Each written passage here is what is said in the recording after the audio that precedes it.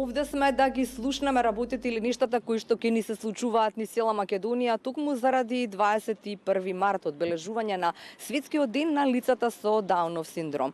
Заедно сме, како што спомена веќе ти, во најавата со Сузана Стојановска, која што е председател на Сдруженијето Трисумија 20. Не, доза среќа. Пардон? Доза среќа. Доза среќа, да. Сузана Стојановска е заедно со нас и ќе ни каже кои се работите или нештата со кои што ова здружение ќе го одбележи овој светски ден на лицата со Даунов синдром. Добар ден и од мене, поздрав до гледачите на Телма. Овој убав сончев ветувачки ден за нашите активности што ни престојат нели во текот на денот. Денеска имаме еден голем спортски настан во Кавадарци, во организација на фудбалскиот клуб Карпошово, каде што тренираат дечињата со Даунов синдром и општина Кавадарци. Ќе бидат присутни дечиња од повеќе градови во Македонија и така на еден убав начин, во една дружба ќе го одбележиме светскиот ден. Така е, да. Ова Трисумија 21 беше порано, сега е доза среќа. Да, само Сдружение така, Трисумија 21, сега доза среќа. Така е, да останеме само доследни на гледачите, затоа, да. И сега, вие ми споминавте, Сузана, во оној разговор пред овој вчера, кога се слушнавме, нели да го потврдиме ова ваше присуство во рамките на утринската на Телма, дека патувате веќе на кај Струмица. Што се случуваше во Струмица вчера? Да. Во Струмица имаше еден голем настан кој се случи петти пат поред, значи петта година, во организација на Сдруженијето за лица со Даунов синдром Вера. Се случуваше во хотел Сириус и навистина преубав настан беше, каде што лицата со посебни потреби, со придружници, нели излегоа на модната писта. Се носеа и направени веќе костими, мислам, нели, работи, но и нешта кои што тие ги одбрале. Како одеше се? Па јас не бев во организацијата, во самата организација, меѓутоа ја слушнав Елена Лука, ја слушнав Емили Бутик, меѓутоа и нешто што самите нели што беа си подготвиле. Така е, да. И сега морам да ве прашам како е да се живее со дете со Даунов синдром? Верувајте, некој можеби не верува него кога ќе кажам во тој свет е многу поубаво. Нема лаги, нема манипулации, све е искрено, све е честно. Еве, јас живеам со две дечиња со посебни потреби и навистина кога сме дома сме во друг свет. Едно искрена љубов, една безусловна, едно не можам да го опишам тоа. Додека светот на нас типичните е сосема нешто друго, многу лошо. Сакате да кажете да нема лага? Нема. Навистина нема лага. Искреноста и љубовта се на прво место. Така. Како да го научиме тоа од децата? Навистина треба многу да учиме од нив. Ако се дружиме повеќе ќе научиме, нели? Да. Кога сме кај дружбата, имавме еден неубав пример минатата година, нели што ни се случи во Гостивар. Па кога со Имбла. И кога цела држава некако се дигна на ноза, зарем се уште се случува во помалите средини да мајките, татковците се срамат од своите деца. За жал да, се случува и не треба цела држава да се дигне на нозе тогаш. Треба државата да превземе многу порано некои работи за да не дојде до тоа. Затоа што видовме, примерот со Ембла беше дека градоначалникот знаел многу порано од што се случи сето тоа и не се превземало ништо. Значи, тука има повеќе страни засегнати и училиштето, директорот, прво учителката, наставничката или кој да бил, не смел да дозволи такво нешто ученикот да учи надвор од училницата, надвор од училиштето, во некоја си просторија.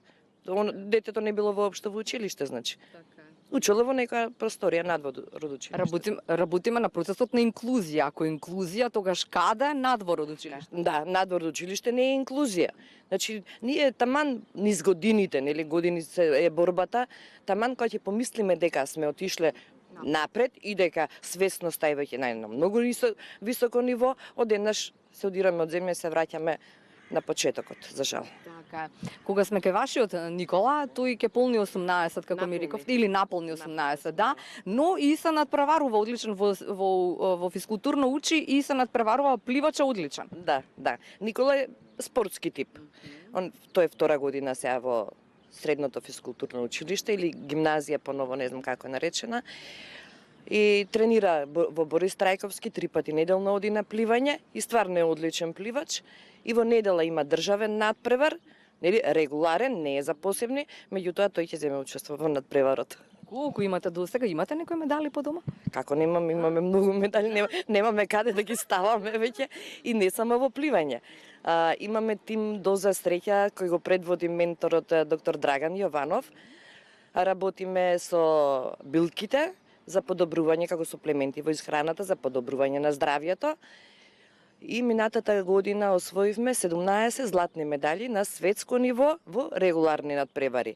И оваа година освоивме 2 златни. Значи вкупно 19 за една година. Браво. Во 2 календарски. Така е, да. Браво за вас. И сега во ова здружение за среќа имате околу 20 на родители на деца, нели со даун кои што доаѓаат или секојдневно, нели секојдневно можеби не, но често се гледат. Да, многу активности имаме, навистина многу активности.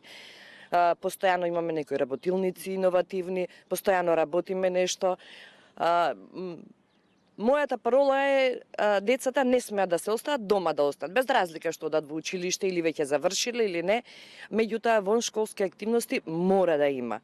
Што повеќе се ангажираат, толку повеќе успех има. Така е. Дали и пред овој разговор ви кажав, еве Цако ни е одличен пример, вашиот Никола е одличен пример. Дали тоа значи дека треба да им кажеме на сите родители кои што во мигов не гледаат или на сите оние кои што не гледаат, па имаат некое детенце кои што го познаваат, нели чисто родители ги познаваат, да им кажеме дека не треба да ги чуваат своите деца дома, дека само тоа да се однесуваат кон своето дете како да не е ништо, нели да е тоа нешто нормално и природно, дека само на тој начин може да се извлечат најдоброто од нив. Така, тоа е правиот пат, значи да се третираат децата како најнормално нешто. Јас апсолутно дома не го третирам никола како да има некоја попреченост.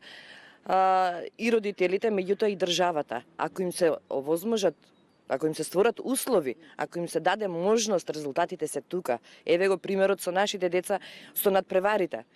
Мада сами кубуревме, правевме и уште кубуриме околу средства, нели без никаква помош финансиска, освојуваме 17 златни медали и никаде тоа не се споменува и никој не ги уважува децата. 17 пати се спомнува Македонија, нели, во светот. Малце треба сите да се запрашаме што правиме. Во едно од интервјуата кои што ги прочитав, велите дневниот центар беше нешто што го баравме и ја извојувавме таа битка, да речам. Следното нешто е никакви законски измени. Ми ги споминавте кусо. Може ли да им објасниме на гледачите што е следното нешто за кое што еве сите ќе видите дали може да се оствари, веројатно со владата, веројатно со ресорните министерства. Така. Следното нешто ќе го правиме со Сојузот, кој е формиран неодамна, да речам пред 2 месеци, IQ Plus Сојуз за интелектуална попреченост, кој до сега го немаше. Значи имавме сојузи за сите попречености, освен за интелектуална попреченост. Го формиравме најмногу ради измена на законите, подзаконските акти. Акцент ќе ставиме на законот за 26 години за лицата со посебни потреби, каде се третираат како деца до 26 години, и после таа граница губат многу бенефити. А на 18 години добиваат лична карта со право на глас. Мислам, малку тука е контрадикторно. Да се случи. На 18 години да си бидат, нели, полнолетни лица, како и сите други, со нели право на глас, сите права и посебниот додаток да поминува во додаток на попреченост. Да не се укинува. Затоа што на 26 години им се укинува додатокот и им даваат туѓа нега. Туѓата нега од туѓо лице. Тие пари се наменети за другото лице што ќе дојде да го негува, не за самиот корисник. Можеби, еве, моето дете нема потреба од нега од туѓо лице, меѓутоа треба да се има посебен додаток или некој додаток од државата. Тука да се најде некој компромис, ќе се разговара и со ресурсните министерства, со владата, за да се изнајде начин како да се реши овој проблем. И уште една измена во законот за пензија на родителите. Пензија, не би го рекла пензија, затоа што ние сме истрошени многу пред да направиме 62 или 64 години. Едниот родител да има право да им даде државата минимална плата. Не бараме просечна, не бараме надпросечна, бараме минимална. Значи минимална плата за еден од родителите. Да. Добро, со желба дека следниот пат, ајде на нека не биде следната година, еве ветуваме дека и пред тоа кога ќе има некоја активност ќе не повикате во Доза среќа, па ќе кажеме, ќе им кажеме на нашите гледачи како изгледа од блиску на лице место дружбата на овие дечиња. За крај да ви посакаме среќен пат, некаде 10:15 тргнувате, нели? Да, убаво да си помината и секако се гледаме со некоја следна активност. Да, се надеваме и со многу добри вести за успеси. Да. И поздравете го Никола и кажете му дека тука сме да го поддржиме секогаш кога ќе сака да не викне во Борис Трајковски на никој надпревар. Да, ви благодарам многу. Убав ден.